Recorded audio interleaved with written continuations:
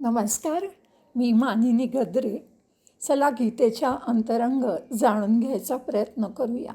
या ऑडिओची रचना आधी सांगितल्याप्रमाणे सुरुवातीला मूळ श्लोक, त्याचा मराठी अर्थ, नंतर संस्कृतचं सरळ वाक्य रूपांतर आणि त्याचा इंग्लिश अर्थ, नंतर ज्ञानेश्वरीतील माऊलींच्या ओव्यांचा मराठी सुलभ अर्थ आणि नंतर माझ्या दृष्टिकोनातून त्या श्लोकाविषयी मला काय वाटलं त्याचं विवरण. सर्वप्रथम आपण मूळ श्लोकाचा संधिविग्रह करून त्यातील प्रत्येक शब्दाचा मराठीत अर्थ पाहूया. कर्मणो ह्यपि बोधव्यम बोधव्यम च विकर्मणः अकर्मणश्च बोधव्यम गहना कर्मणो गतिः. कर्म, अकर्म आणि विकर्म याचे स्वरूप जाणण्याची प्रेरणा परमेश्वर देतात. कर्मणा अपि, कर्माचे स्वरूपसुद्धा, बोधव्यम जाणले पाहिजे, च आणि अकर्मणः अकर्माचे स्वरूपसुद्धा बोधव्यम जाणून घ्यायला हवे, च तसेच विकर्माचे विकर्माचे म्हणजे निषिद्ध कर्म, विपरीत कर्म स्वरूपसुद्धा बोधव्यम जाणले पाहिजे. ही कारण कर्मणः कर्माची गती गहन आहे. परमेश्वर म्हणतात कर्माचे स्वरूपही जाणले पाहिजे आणि अकर्माचे स्वरूपही जाणले पाहिजे, तसेच विकर्माचे स्वरूपही जाणले पाहिजे, कारण कर्माचे तात्विक स्वरूप समजण्यास कठीण आहे. कर्मण्य कर्मयः पश्येत अकर्मणि च कर्मयः स बुद्धिमान मनुष्येषु सयुक्ता कृत्स्न कर्मकृत. कर्मातील अकर्म आणि अकर्मातील कर्म यांना तत्वता जाणण्याचे फळ इथे सांगतायत. निर्विकल्प झाल्याशिवाय यश मिळत नाही ह्याचं प्रतिपादन करताना अतिशय महत्त्वाचा श्लोक आहे. जो माणूस कर्मणी कर्मामध्ये अकर्म पश्येत अकर्म पाहतो, च आणि जो अकर्मणी अकर्मात कर्म पश्येत पाहतो, सह तो मनुष्येषु मनुष्यांमध्ये बुद्धिमान आहे, सयुक्त तो योगी, कृत्स्न कर्मकृत सर्व कर्म करणारा आहे. परमेश्वर म्हणतात जो पुरुष कर्मामध्ये अकर्म पाहिल आणि अकर्मामध्ये कर्म पाहिल तो मनुष्यांमध्ये बुद्धिमान होय, तो योगी सर्व कर्म करणारा आहे. यस्य सर्वे समारंभाः कामसंकल्पवर्जिताः ज्ञानाग्नी दग्ध कर्माणं तमाहु पंडितं बुधाः.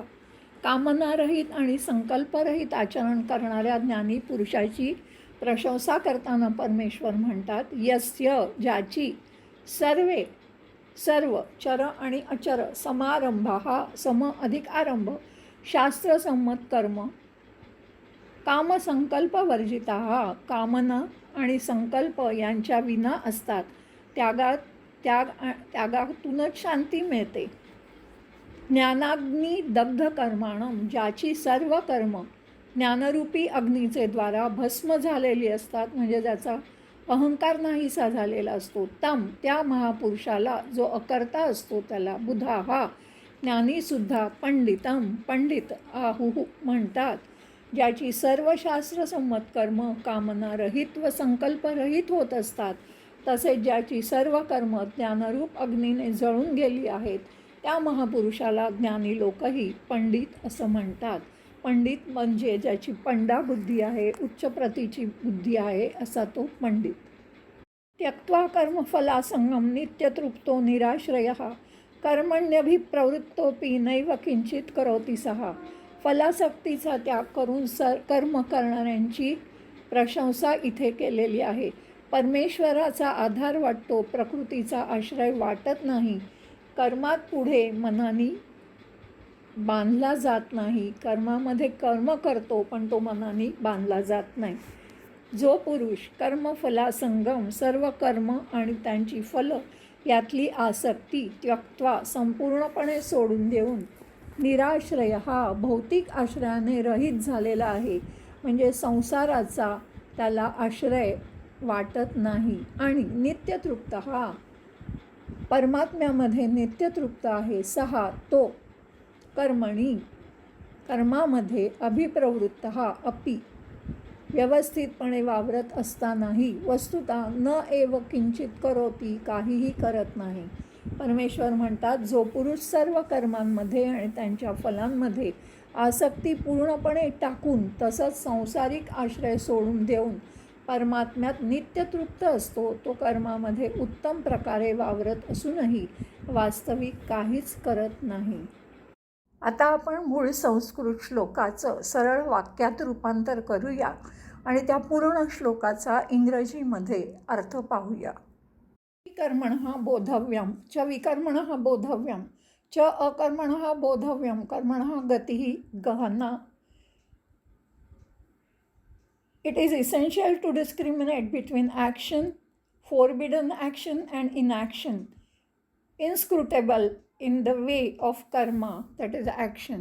यकर्मणि अकर्म च यः अकर्मणि कर्म पश्येत् स मनुष्येषु बुद्धिमान स युक्तः स कृष्ण कर्मकृत्.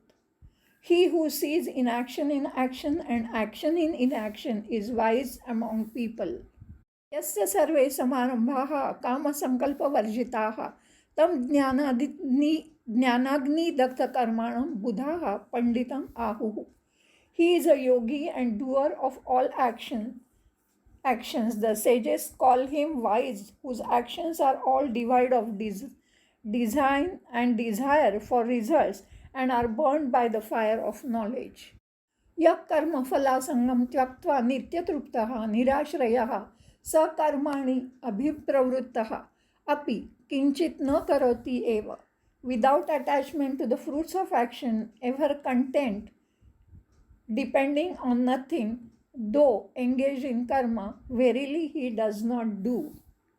आता आपण याच श्लोकाच्या संदर्भात माऊलींनी ज्ञानेश्वरीमध्ये रचलेला ओव्यांचा सुलभ असा मराठीत अर्थ समजून घेऊया. कर्मणो ह्यपि बोधव्यम बोधव्यम च विकर्मणः अकर्मणश्च बोधव्यम गहना कर्मणो गतिः. पार्था, स्वभावता जेव्हा विश्व आकारतं, विश्वाचा आकार होतो, त्याचं नाव कर्म असं तू जाण. ह्या कर्माचं अचूकपणे वस्तुतः ज्ञान आधी व्हावं लागतं. मग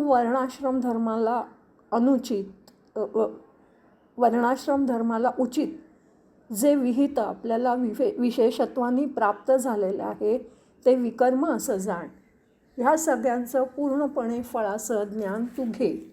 आणि जे निषिद्ध कर्म आहे की जे शास्त्रांनी मनाई केलेलं कर्म आहे ते तू नीट ओळख आणि कर्म अकर्माचं हे स्वरूप जाणलं की जीव आपोआप बंधमुक्त होतो. नाहीतरी सगळं विश्व हे कर्माच्या अधीन आहे, अशीच त्याची गहन पसारा आहे, त्या कर्माचा व्यापकत्व एवढं आहे. पण तरीही पार्था, आता नीट लक्ष देऊन ऐक, त्या मुक्ताचं लक्षण काय असतं ते. विकर्म म्हणजे विहित असं कर्तव्य. आपल्या स्वभावगुणानुसार आणि स्वीकृत व्यवसायानुसार जे कर्तव्य आपल्याला प्राप्त झालं आहे ते. कर्मण्य कर्म यः पश्येत् अकर्मणि च कर्म यः स बुद्धिमान मनुष्येषु स युक्ता कृष्ण कर्मकृत्. पार्था, सगळ्या कर्मांमध्ये वावरताना जो आपली नैष्कर्म्यता कायम ठेवतो, कर्म आचरूनही त्याच्या फळामध्ये आसक्त होत नाही, ज्याच्या चित्तामध्ये लेशमात्रसुद्धा फळाची अपेक्षा नसते, सगळीकडे तो आत्मरूप असं जग आहे असं बघतो, म्हणून त्याला खरं तर काहीच कर्तव्य नसतं. नैष्कर्यावस्थेचा त्याला पूर्णपणे बोध झालेला असतो, तरीसुद्धा तो जी प्राप्त झालेली असतात ती कर्म आचरत असतो साक्षीभूत होऊन. अशा लक्षणांनी युक्त असलेला धनंजया तोच मुक्त सर्वथा असतो हे तू जाण. जसं पाण्याजवळ उभा राहून आपलं प्रतिबिंब दिसलं तरी तो ओळखतो की आपण पाण्याहून वेगळे आहोत. किंवा पाण्यामध्ये नावेत बसलेलं असताना बाजूचे काठावरचे वृक्ष धावताना दिसतात, पण वस्तुस्थिती बघता ते वृक्ष स्थिर असतात. तसंच सगळ्या कर्मांमध्ये निशंकपणे वावरत असूनही तो केवळ भास असतो आणि मग त्यांनी आत्मरूप ओळखून त्याला नैष्कर्म्याची खूण पटलेली असते. सूर्य चालत नसून जसा उदयास्त होतो असं आपल्याला वाटतं, तसं हा कर्मात वावरत असला तरी तो कर्मातीत झालेला असतो. जसं सूर्याचं बिंब पाण्यात बुडत नाही तसाच तो उपाधीमध्ये सापडत नाही. त्याचं रूप जरी मानवी शरीरात मर्यादित झालेलं दिसलं तरी तो पूर्णपणे ब्रह्मरूप झालेला असतो. सगळं विश्व न पाहता सुद्धा त्यांनी सगळं पाहिलेलं असतं. काहीही न भोगता सुद्धा त्यांनी सगळे भोग भोगलेले असतात. असा सर्वांग परिपूर्ण मर्यादित असला तरी तो जणू काही पूर्ण विश्वच झालेला असतो. नैष्कर्म्य म्हणजे कर्मबंधनातून सुटणे. कर्मक्षय म्हणजे प्रारब्ध संचित आणि क्रियामान अशा सर्व कर्माचा नाश. प्रारब्ध म्हणजे आरंभलेलं, ज्या पूर्वजन्मीच्या कर्माचा परिणाम म्हणून चालू देह चालू परिस्थिती ही मिळाली आहे, तो चालू देह आणि तो कर्मांचा समुदाय यालाच सामान्य भाषेत देव म्हटलं जातं. प्राक्तन किंवा पूर्वकर्म. संचित म्हणजे साठवलेलं, अनेक जन्मातील कर्मांच्या संस्कारांचा साठा की ज्यातून पुन्हा पुन्हा निरनिराळ्या वासना उद्भवून अनेक कर्म, त्यातून अनेक फळं आणि अनेक संस्कार असे कर्मचक्र चालू राहते. क्रियामान म्हणजे चालू क्रिया, चालू जन्मात जी बरी वाईट कर्म काया वाचा मनाने होतात ती आणि त्यांचे परिणाम आणि संस्कार. या 3 प्रकारच्या कर्मबंधनांनी प्रत्येक जीव बांधलेला आहे. कर्मयोगानी म्हणजे कर्तेपणाचा अभिमान आणि फळाची हाव सोडून कर्म केल्याने क्रियामानाच्या बंधनातून ईश्वर चिंतनात भोगून शांतपणे सहन करून प्रारब्धातून आणि ईश्वर स्वरूपात आत्मस्वरूपात विलीन होऊन संचितातून म्हणजे सर्वच कर्मबंधनातून सुटायचे असते. यस्य सर्वे समारंभाः कामसंकल्पवर्जिताः ज्ञानाग्नी दग्धकर्माणं तमाहु पंडितं बुधाः. पार्था, ज्याच्या ठाई कुठचंही कर्म केल्याची खंत किंवा खेद नाही किंवा कुठच्याही फलप्राप्तीची गोडी ज्याच्या अंतःकरणात नाही आणि हे कर्म मी करीन किंवा मी संपवीन असा संकल्पही ज्याचं मन अशा संकल्पाने ज्याचं मन विटाळलं जात नाही लेश मात्रसुद्धा, आणि ज्यांनी आपल्या कर्मांची सगळी आहुती ज्ञानाग्नीमध्ये केली आहे तो मनुष्य म्हणजे पूर्णतः साकारलेलं परब्रह्म आहे असं तू जाण. त्यक्त्वा कर्मफलासंगं नित्यतृप्तो निराश्रयः कर्मण्यभिप्रवृत्तोपि नैव किंचित करोति सः. पार्था, सदा जो कर्मफळाच्या भोगामध्ये ज्याची आस नसते, अखंड उल्हासाने जो रात्रंदिन आत्मानंदामध्ये तल्लीन असतो, संतोषाने स्वबोधाची पक्वान्न जेवताना तो कधी पुढे म्हणत नाही, तोच तू परब्रह्मरूप मान. आत्मानंद म्हणजेच आत्मसुख. विषयसुखापासून चित्त आवरून परमात्म्याचे ज्ञान केल्याने होणारे परमसमाधान. ब्रह्मज्ञानापासून होणारा परमानंद. आत्मा सच्चिदानंद रूप आहे. आत्मरूपी लीन होण्यात अपार आणि स्वयमेव आनंद लाभतो असा सर्व संतांचा अनुभव आहे. तो आनंद ज्यांना एकदा पूर्णत्वाने लाभला त्यांना व्यावहारिक सुखदुःख अत्यंत अळणी वाटतात. स्वर्गीय आणि सांसारिक सुख किंवा आनंद सुद्धा या आत्मानंदाच्या पासंगालाही पुरणारी नाहीत.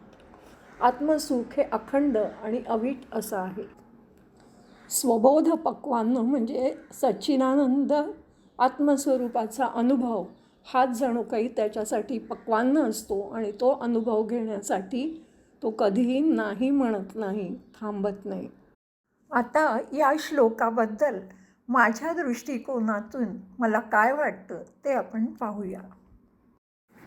17व्या श्लोकात परमेश्वर म्हणतात की कर्म, विकर्म आणि अकर्म म्हणजे काय, त्यांचं स्वरूप काय याबद्दल पंडितही बुचकळ्यात पडलेले असतात. परमेश्वरच असं म्हणतात, मग आपली काय कथा. पण मला जे काही माझ्या बुद्धीला जे थोडंसं आकलन झालं त्याप्रमाणे कर्म म्हणजे ज्या काही गोष्टींमुळे काही निर्माण होतं ते कर्म, मग ते काया वाचा मने कसेही असू दे. अकर्म म्हणजे मी अवश्यपणे कर्म करतोय पण त्याचा करता मी नाही असं समजून सर्व काही माझ्याकडून करवून घेतलं जातं आहे, घडवून घेतलं जातं आहे असं समजून प्राप्त कर्म साक्षी भावानी फलेच्छा न बाळगता करत राहणं म्हणजे अकर्म. आणि विकर्म म्हणजे दोन मतप्रवाह मला जाणवतात. एक म्हणजे विहित कर्म, म्हणजे जे गुणकर्मानुसार मला स्वभावता प्राप्त झालं आहे ते निरपेक्षपणे करत राहणं म्हणजे विकर्म, किंवा दुसरा मतप्रवाहाप्रमाणे विपरीत कर्म. आता इथे विपरीत कर्म म्हणजे काय, तर आता तसं बघायला गेलं तर कौरवसुद्धा क्षत्रिय होते, युद्ध करणं हा त्यांचा धर्म होता. पण पांडवांशी धर्मयुद्ध करायचं तिथे काहीच कारण नसतं, ते गरज नसताना करत होते, म्हणून ते त्यांच्या दृष्टीने विकर्म झालं. आणि पण अर्जुन त्याचं क्षात्रधर्म युद्ध करणं आवश्यक आहे तरी न करणं हे सुद्धा त्याच्या दृष्टीने विकर्म ठरतं. परमेश्वर म्हणतात की जो कर्मात अकर्म म्हणजे मी करता नाही असं पाहतो, आणि जो अकर्मात कर्म काही करत नसूनही कर्म चालू ठेवली जात आहे आपोआप हे पाहतो, म्हणजेच थोडक्यात जो सत्याचे ज्ञान झाल्यामुळे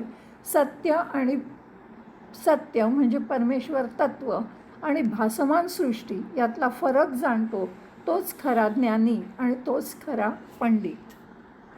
गीतार्थ जाणून घ्यायला पुन्हा भेटूया. मनःपूर्वक धन्यवाद.